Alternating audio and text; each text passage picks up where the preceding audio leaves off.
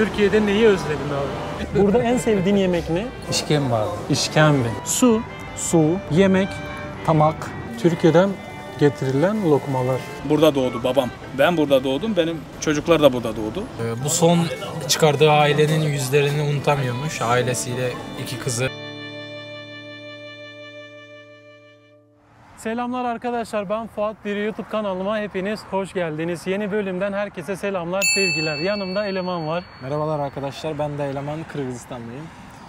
Şu anda Kırgızistan'da geziyoruz birlikte. Kırgızistan'ın başkenti Bişkek'te arkamda gördüğünüz Manas Üniversitesi. Hep diğer videolarımda Manas Üniversitesi'nden söz ettik. Hani Manas Üniversitesi'nde okuyan öğrenciler Türkçe biliyor.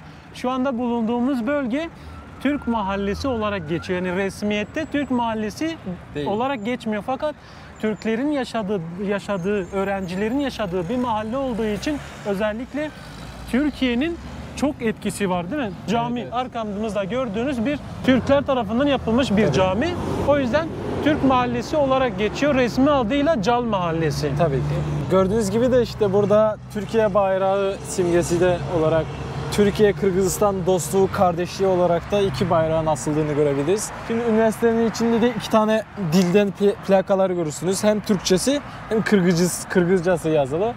Bakalım şimdi gezelim, size bu mahalle hakkında bilgiler vermeye çalışacağız. Evet, Türkiye'den gelen öğrenciler de var. Türk öğrenciler de varmış burada. Şimdi şurada abiye bak, görüyor musun? Peynir satıyor şu an.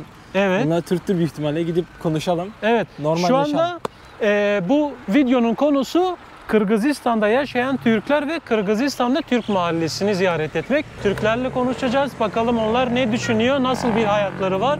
Hep beraber izleyip göreceğiz. O zaman ne diyoruz? Videoya başlayalım. Türk mahallesinde, yani bizim dediğimiz karşı taraf Manas Üniversitesi. Koca 2 tane bayrak var. Manas Üniversitesi sadece şu binayla ibaret değil arkadaşlar. Arka tarafta kampüsler var değil mi eleman? Evet, evet. Arka tarafta bölüm bölüm kampüsler var.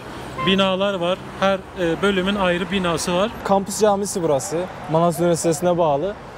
Manas Üniversitesi ile birlikte inşa edilmiştir. Aynı zamanda yanında da işte fakülteleri var.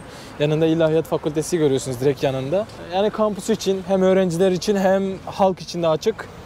Girip çıkıp namaz kılabiliyorsunuz. Cal'daki büyük camilerden birisi. Aynı zamanda Türk yapımcılar tarafından yapılmıştır. Güzel bir zaten cami. Belli camiye bakınca Osmanlı mimarisine özgü yapılmış. Evet, tabii. Yani hemen kendini belli ediyor çünkü buradaki camiler çok farklı oluyor. Bakın burada da böyle bir peynir satıcısı falan var. Nasılsın abi? Eyvallah. Türk müsün abi? Çinliye mi benziyor? Yok abi. Maşallah. Sorduğum soruya bak. Nasılsın abi, iyi misin? Eyvallah, iyiyiz. Bu ne şimdi? Ben YouTube çekiyorum abi. Ben YouTuber'ım. Geziyorum, dünyayı geziyorum. Tamam. Burada Türk mahallesi var. Türkler yaşıyor. Ben Türk de merak mahallesi ettim. demek değil de Türk bölgesi var. Bölgesi. Cal bölgesi, Manas Üniversitesi, Türk-Kırgız Manas var. Evet. Burada öğretmenler çok. Türkiye'den. Öğrenciler de bayağı çok. O yüzden bu bölgede bizim Türkler çok yani. Türkiye'den gelen öğretmen Türklerimiz çok. İsminiz ne abi? Bahtiyar. Bahtiyar. Evet. Nasılsınız abi, iyisiniz? Eyvallah, şükür iyiyiz. Türkiye nasıl? İyi. Maşallah. En son ne zaman gittiniz Türkiye'ye? Uzun zaman oldu herhalde. Bayağı oldu, bir 15 sene oldu. Maşallah, çok olmuş. 15 sene önce buraya taşındınız. Kaç yıl? Ben burada doğmayım. Benim çocuklarım bile burada doğma. Ama bizim burada Türkler ne dinini ne dilini değişti, ne imanı bozuldu. Her şey yeri yerince. Kültür devam ediyor. Kültür, her şey eski Osmanlıca neredeyse aşağı yukarı.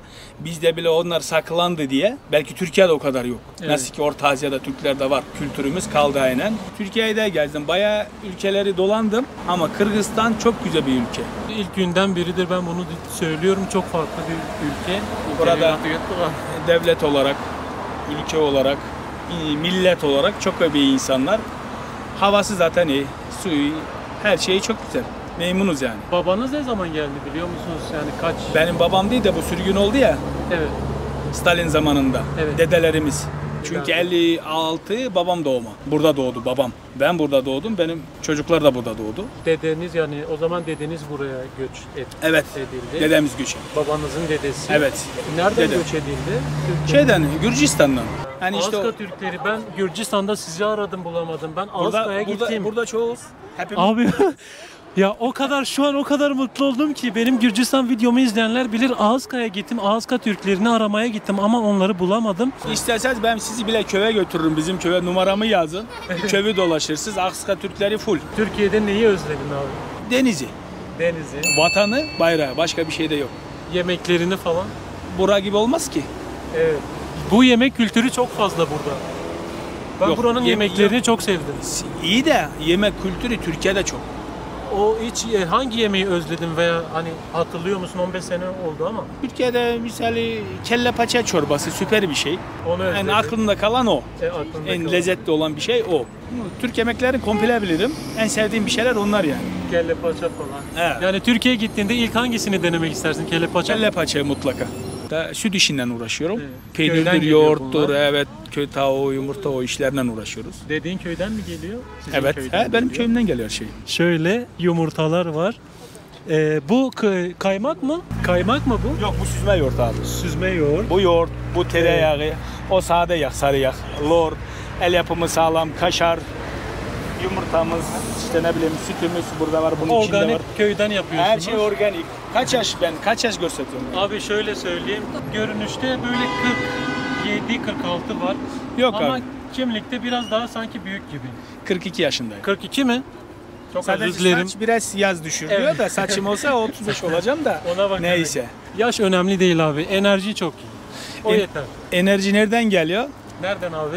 Enerji nereden geliyor? Bir daha sordum. Enerji havadan. Hanımın sağlam olursa her şey sağlam olur. Havan da sağlam olur, yemeğin de sağlam olur, hayatın da sağlam olur. Künafe şeyi bu. Künafezade.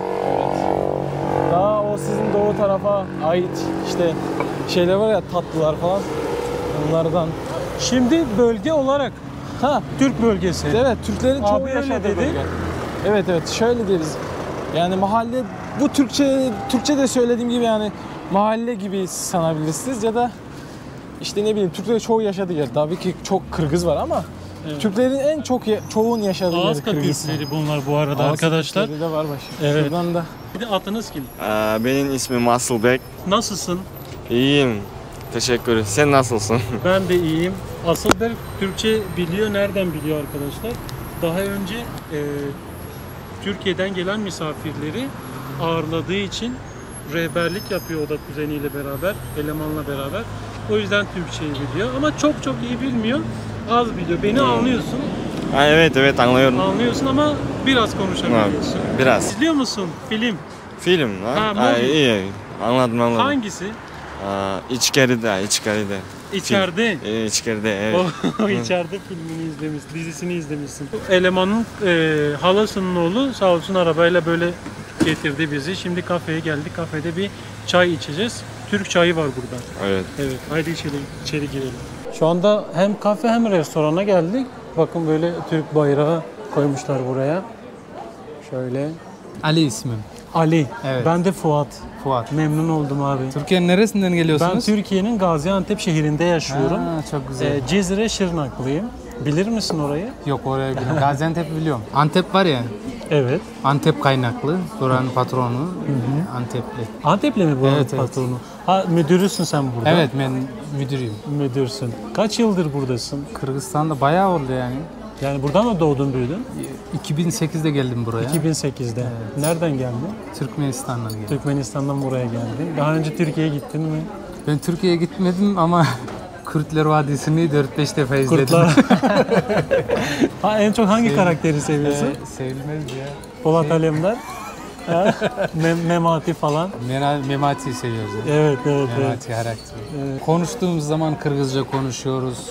Rusça konuşuyoruz, Özbekçe konuşuyoruz, bazı zaman Kazakça gidiyor. Biliyor musun hepsini? Evet, Kazakça, onları da Özbekçe, biliyorum. Kırgızca, Türkmence, Rusça Onları biliyorsun. yani konuşmadığın zaman şey oluyor, fark ediyor yani. Doğru fark Ama ediyor. %90'ını şey yapıyorum yani, kavruyorum yani. Evet. Genelde burada hangi dili kullanıyorsun? Rusça mı? Burada Kırgızca. Kırgızca kullanıyorsunuz. Kendi evinde Rusça değil. ailen, Aile Türkmenistan'da. on Türkçe konuşuyorsunuz yoksa Türkmence konuşuyoruz. Türkmence konuşuyorsun. Türkçe yani. Türkmence Evet. farklı bir şey var mı? Var, Benim var anlamadım. biraz. Ciddi mi? He. Nasıl oluyor Türkmence? Az var fark ya. Yani biraz farklı bir kelimeler falan. Yani şimdi konuştuğum zaman hiçbirisini anlamazsınız çünkü duyulmadık değil ya, ben duymuyorsunuz. hiç duymadım. O yüzden Konuşabilir fark. misin biraz? Menin aydan rahatlarımı düşünmersiniz. Kırgızca gibi. Menin Tamam. aydan, Benim aydan aydan rahatlarımı, rahatlar mı? Evet.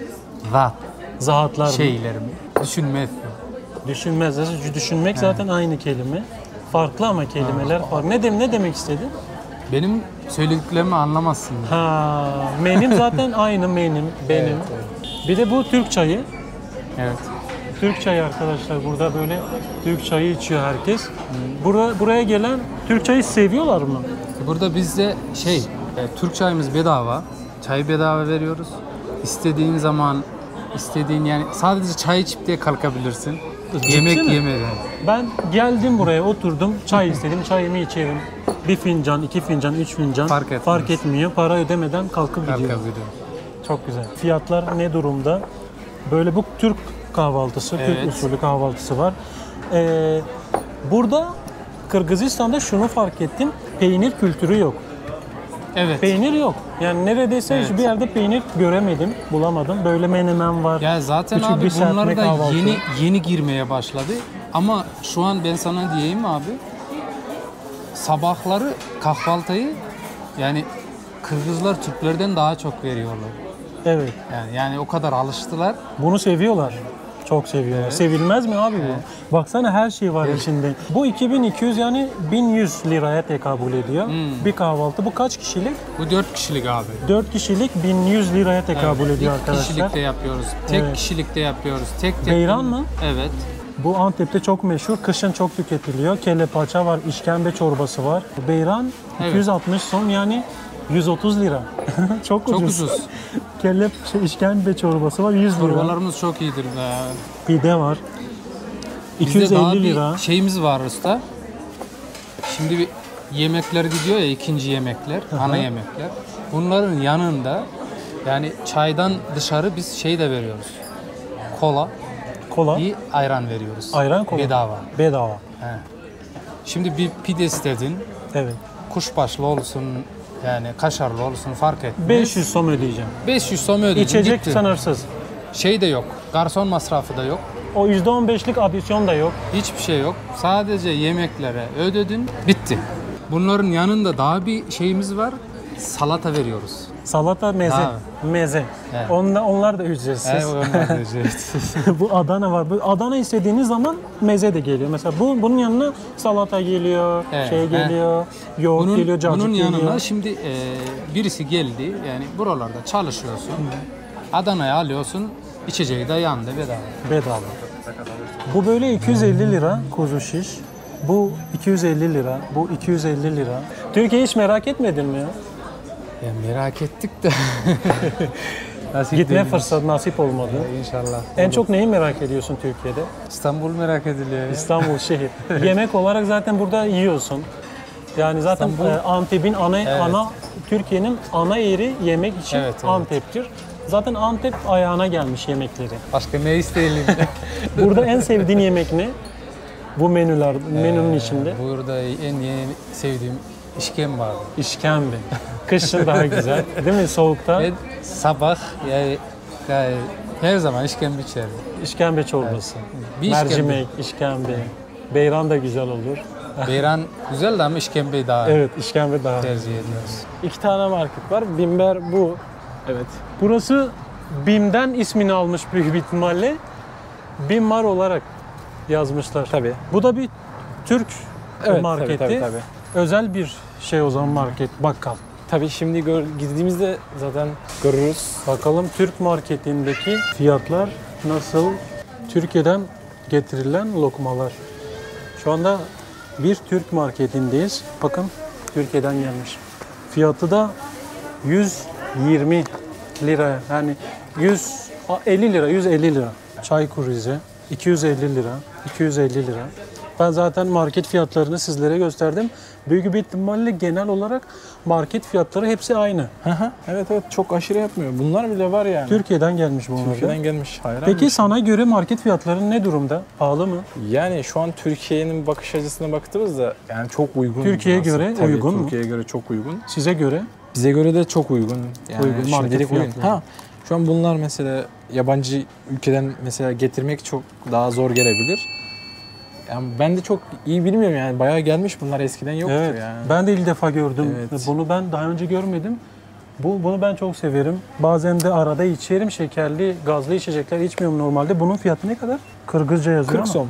40 son mu? 20 lira bu. Şu anda büyük bir market olduğu için sahibi de burada değildir. Yani doğal olarak. Burada Türkçe konuşan kimse yok. Türkçe konuşan birileri olsaydı güzel olurdu. Evet. Çıkalım. Çıkalım. Bu video market videosu olmasın yani. Evet. Zaten market videosunu yapmıştım. Üniversitede olduğumuz için genç kesim daha çok fazla burada.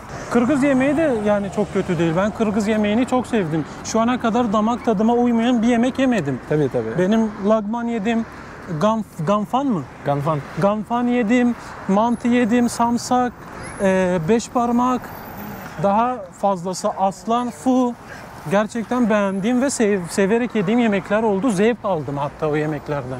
Evet. Yani Kırgız sokak lezzetleri çok meşhur. Yüzyıllardır Rus, Çin ve Uygur, Dunganlar vesaire Kırgızlar birlikte yaşıyor. Türkler de aynı şekilde birlikte yaşıyorlar. O yüzden kültürel olarak çok zengin bir ülke. Yemek konusunda da diğer konularda da. Mahalle. Sen burada Akşamda. doğup büyüdün. Yok, ben burada doğmadım ama burada okudum, yaşadım kaç senedir. 8 senedir falan buradayım. Yani hayatımı geçiriyorum burada. Bu mahallede. Tabii, Evin bu tam olarak mahallede. neredeydi senin? Benim şu üst taraftaydı, göstereceğim şimdi. Şu üst taraftaydı. Tabii. Mahalleni özlemedin mi? Özlüyorum. Zaten aynı yakın yerde yaşıyorum tekrar. Ha, yakın yerdesin. Tabii. Yakın yerde yaşıyorum. Ben eskiden eski senelerden bir tane Türk görünce bile seviniyordum böyle. Vallahi. Dilini bildiğim için böyle Konuşmak konuşuyor. için değil mi? Konuşmaya Çocuğum çalışıyorsun. ama böyle şey yani beni çok hafife alıyor böyle. Ha, görüşürüz gibi böyle kes atsa da gidiyordum böyle, eline tutuyordum aslında ve böyle. Daha biliyor. çocukluktan gelen şey. o Tabii zaman. ki. Ondan sevgi. sonra artık çok Türk'le görmeye başladın ya, artık biraz gözünden düşüyor şeyde yani konuşmaları falan. Öyle oluyor. Şu an mesela Türkiye'de yaşadığım için artık çok böyle bir şey yani, turistleri görmek, başka Normal yabancı geliyor görmek artık. tabii. Evet. Artık başka dilde konuşabilmek. Hani dünya gezmenin onu anladım. Eskiden çok böyle konuşunca içimden sıcaklık geliyordu. Yani böyle hoş, tamam mı? Yani sizin şu an Kırgızca konuşmanız çok bana farklı geliyor. Yani birisi Kırgızca konuştuğunda içimden çok farklı oluyor. Arkadaşlar gittiğim ülkelerde genellikle böyle onların diliyle konuşmaya çalışıyorum ki onlara daha samimi, daha güzel geliyor, hoşlarına gidiyor. Ya diyorum bunu her zaman. Düşünsenize bir turist geliyor sizin şehrinize ve sizin dilinizden şey yapıyor, konuşmaya çalışıyor, Türkçe konuşmaya çalışıyor veya Kırgızca konuşmaya çalışıyor, Özbekçe konuşmaya çalışıyor. Rusya'ya gidiyorsun, Rusça konuşmaya çalışıyorsun. Bu bence her insanın hoşuna gidecek bir şey. Tabii. Bence çok güzel bir şey bu. Burada rehberlik de yapıyor aynı zamanda kuzeniyle beraber. Eleman Türkiye'de okuyorken kışın, değil mi? Okuldayken kuzeni ilgileniyor buraya gelen insanlarla. O yüzden de birazcık Türkçe biliyor. Şu an bizim konuştuğumuzun belki çoğunu anlıyor ama konuşamıyor. Hani benim gibi, ben İngilizceyi biliyorum ama konuşamıyorum. O da tur rehberi. Şöyle gösterelim bunu arkadaşlar. Şuradan, eğer ki Kırgızistan'a gelmeyi düşünüyorsanız, böyle tek başınıza falan gelmek istemiyorsanız, turla gelmek istiyorsanız, İngilizce biliyor, Türkçe biliyor, Rusça biliyor. Elemana ulaşabilirsiniz Instagram'dan. Size yardımcı olacaktır. Türk mahallesini geziyoruz. Daha böyle binalar var. Hani yüksek binalar var. Mahalle dediğime bakmayın, sokak dediğime bakmayın. Mahalleler, sokaklar bile cadde büyük. Ya çok büyük olduğu için cadde olarak geçiyor. Tabii. Mahalle, sokak dediğimizde daha böyle dar sokaklar, daha Evet, böyle evet. eski. Şey yani biz mahalle diyerek Türkiye'deki Bölge diyelim lafımızdan evet, biz ona alıştığımız için öyle Bu bölge söylüyoruz. yani, bölge. Tabii bölge oluyor. Evet. Kırgızca ve Türkçe'de benzer kelimeler var. Ben böyle spontane doğaçlama kelimeleri söyleyeceğim. Eğer Kırgızca'da varsa söylersin benzer var mı yok mu diye. Su, Su, yemek, tamak, tatlı, tatlı, Şirin, Şirin, baba, ata, anne, apa, apa. hı. Farklı. Meyve, Möme cemiş. meme cemiş. Ne? Möme cemiş. Meme cemiş. Araba, Maşina, maşina, una, ona. İnsan, insan, adam, adam, kadın, katın, katın. ayal katın, Geldim, keldim, ben gidiyorum. men ketip çatam, Men men ketip çatam. ketip çatam. Men ova. ketip çatam. Senin bildiğin var mı? Başka, hava, Hava, aba, aba, yağmur, camgır, camgır, güneş, kün, dünya, düğne, Fuat. Fuat. Beğenmeyi unutmayın. Çok ilginç. Demek ki çoğu kelimeler aynı. Hatta Kırgızlar Kırgızca konuştuğu zaman biraz oturup dinlediğinizde ne dediğini falan az çok kelimelerden çıkarabilirsiniz. Dinledim bayağı. Burada bazen konuşanları falan dinliyorum. Öyle. Oradan anlayabiliyorum. Az çok anlayabiliyorum. Bu böyle 25 som değil mi? Evet, 25 som. Yani 10 lira diyelim ya buna böyle. 25 som. Waffle gibi düşünebilirsiniz. İnce ekmek Tabii. şeyle. İçinde Nutella var sade. Tabii.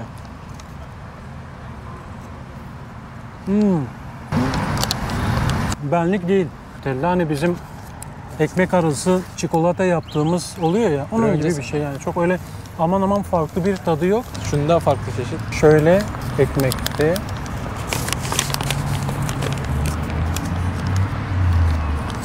Bu daha farklı. Peynirli. Peynirli bu. Bu daha güzel. Обычный карачай. Ey anam. Да, bir kola hap yapalım. Полгода полтора или душка? Полтора. Соус керек. Şimdi buraya şaşlık yemeye geldik. Kebap değil mi? O kebap şaşlık. Şaşlık yemeye geldik.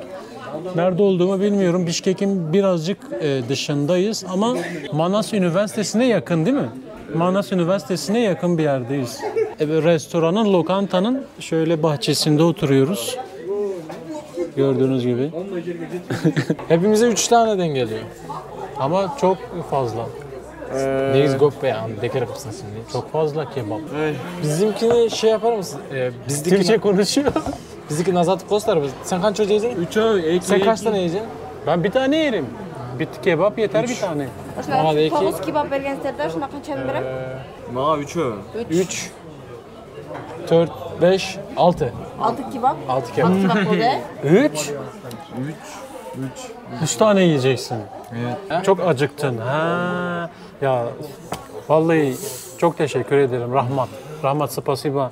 Rahmat spasiba. Thank you. Teşekkür ederim. Hepsini söyleyeyim artık. Gerçekten böyle sabahtan beri beraberiz. Gezdiriyorlar. Sağ olsunlar. Eleman da aynı şekilde. Estağfurullah. Neydi? Ne kadardı fiyatları kebabı? Fiyatlar 80. şu an 80 som. 80 somda yaklaşık olarak 40 TL geliyor. Yani 40 TL. 40 bile değil yani. Ha 40 TL değil. Yani Bir içecekte 40 hesapla. Evet. Hadi hük hesapla. İçecek zaten çok fazla pahalı değil buradaki içecekler. 20-30 lira. Bir kebap da 40 lira. 40 lira diyelim. Hani yarıya İzmir'de bölelim. de kola iç bekliyorum. Bilip dur o adam. Yani 3 kişi diyelim birer tane yesek bile 120 lira ödemiş oluyoruz. Evet. Hiçbir şey değil. Türkiye'nin bazı kafelerde, restoranlarda bunlardan var mı bilmiyorum. Daha önce şahit oldum evet bir defa ve 2 kere. Emin değilim ama burada böyle bir şey var, düğme var. Basıyorsunuz. Hemen garson geliyor. Artık böyle garson diye el kaldırmaya gerek yok ona son. Direkt düğmeye basıp garson hemen geliyor. Bir şey istiyorsanız vesaire. Ayağa kalkmanıza gerek yok. Çağırmanıza gerek yok. Bu bence Türkiye'nin hemen hemen bütün kafe ve restoranlara, lokantalara gelmesi gereken bir şey. Çok basit bir şey. Düğmeye basıyorsun, geliyor. Kandaysın. Kandaysın. Ya çok iyi ya. Önce böyle normal bakıyor. Sonra nasılsın dediğinde hemen gülüyorlar. Çekik gözlüler ya. Direkt böyle çok tatlı görünüyorlar. Bu sos böyle sos geldi, soğan geldi, buranın ekmeği geldi. Bu ekmeğin adı neydi unuttum. Navaynan. Lavyoş, Navaynan. lavyoşka. O Rusçası yani. Ha Rusçası bu. Bu Kırgız ekmeği oluyor değil mi böyle? Bu çay böyle küçük kaselerde geliyor. Buna fincan diyorlar da. Biz kase diyoruz buna. Küçük kaseler. Şöyle.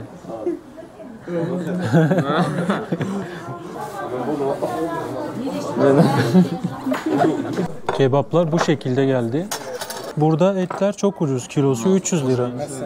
300 lira olduğundan dolayı bunun bu kadar uygun olması bence gayet normal. Kokusu çok çok güzel. Muhteşem. Aynen. Ekmeği şöyle tutuyorsun. Bak. Şöyle tutuyorsun burayı, tamam mı? Abi çöz. Düşnekler benim bana. Yaman abi onlar mı ya?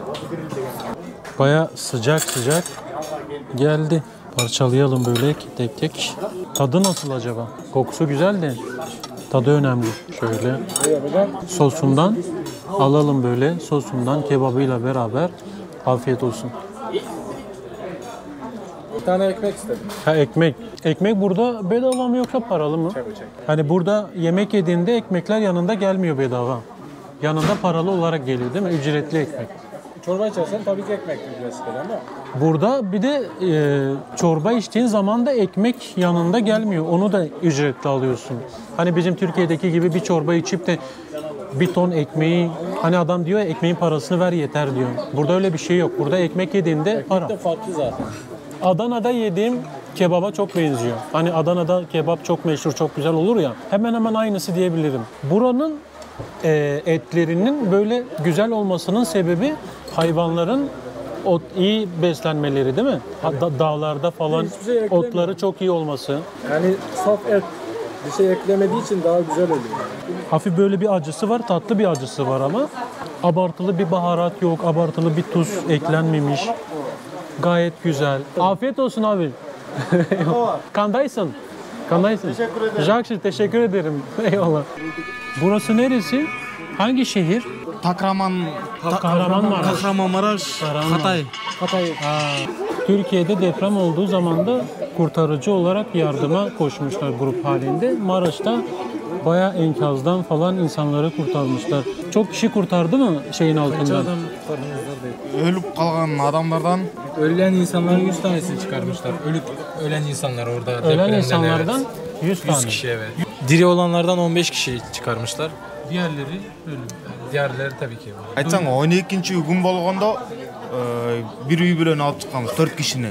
12 günden sonra bir aileyi kurtarmışlar. 12 gün geçtikten sonra.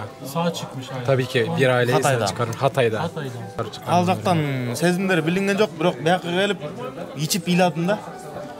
Normalde orada çok duygulanmamış. Duygusal olarak orada zaten kurtarıcı, yani orada bir şok yaşandığı için. Ama buraya geldiğinde yani sürekli onun şeyini yaşamış. Ağlamış, tabii ki hissini yaşamış. Yani ondan sonraki günleri biraz zor geçirmiş. Bu ne güzel Antep şehrinde şey. Antep'te. Antep. Gece sabaha karşı saat 4:15'te 17'de başladı. Biz hepimiz dışarı çıktık. Kar vardı. Soğuktu. Kışta. Yani Türkiye adına çok teşekkür ederiz. Türkiye adından çok Zaten çok teşekkür eden olacaktır yorumlarda. Şöyle arama kurtarma ekibi. Azimli daha Zaten böyle şey. abiler burada yani bu işi ömrünü hayatın sonuna kadar yaptıkları için diyor ki artık biz ona alışkanız. Artık Soğukkanlı. tabii ki artık soğukkanlı, daha başkalara göre tepkili davranmak zorundalar. Tabii ki her şeyi yaşadığında diyor ya, hafta sonra geldim burada ağladım diyor. Yani onu orada çıkarırsa zaten kurtarıcı olmaz ki. Yani o yüzden bunlar sonradan içinden yaşarlar, sonra içinden çıkarırlar. Hatta diyor işte biraz yaşadıktan sonra artık biraz içkiyle de geçirdim diyor. Çünkü ağlamak zorunda kaldım falan. Эч качан унутпаган учурум bir үй бүлө. Апасы, 2 кызы, анан кийин атасы. Ошолорду алып чыкканда. Шуну айткой. Bu son çıkardığı ailenin yüzlerini unutamıyormuş. Ailesiyle 2 kızı. 12 gün kalan mı? Tabii onları hiç unutamıyorum diyor. Жок, алар өлүп калгандар. Ha, ölgөн mü? Өлүктөрдү алып чыкканбыз. Ölüleri çıkarmış bir aile. Anne babası, iki çocuk kızıyla Aile tabii ki komple. tamamen aileye çıkardığında onları unutamıyormuş yani. Gözünün önünde Tabii ki. geziyor. Tabii. Yani ölüleri çıkardığı için. Штатта. Çok teşekkür ederim. Şom rahmat. Rahmet. Sağ olsun vallahi baya misafirperver davrandı, bir şeyler ikram etti, içtik beraber sohbet ettik ondan sonrasında. Böyle çok teşekkür ederim. Ben teşekkür ederim. Güzel bir gün oldu. Tabii Aynen. ki böyle bir yaşama birlikte gezme de benim için çok muhteşemdi. Çok teşekkür ederim. Ben teşekkür ederim. Güzel bir an oldu. Bunu izledikçe bugünleri hatırlarız ama bir gün tekrardan buraya geleceğim. İnşallah. İnşallah tekrardan buluşacağız. Bu video bu kadar arkadaşlar. Kendinize çok çok iyi bakın. Bir sonraki videoda görüşmek üzere. Abone olmayı, videoyu beğenmeyi, yorum yapmayı unutmayın. Videonun konusu seyri de değişti. Yani Türk mahallesi olarak geldik. Neler Tabii ki. görüyor musun? Yani Tabii, tabii. İşte ben bunu çok seviyorum. Doğallığıyla hani ben her şey olduğu gibi gösteriyorum dedim ya sizlere. Bu da benim bir parçam, hani hikayemin, bu yol günlüklerimin bir parçası.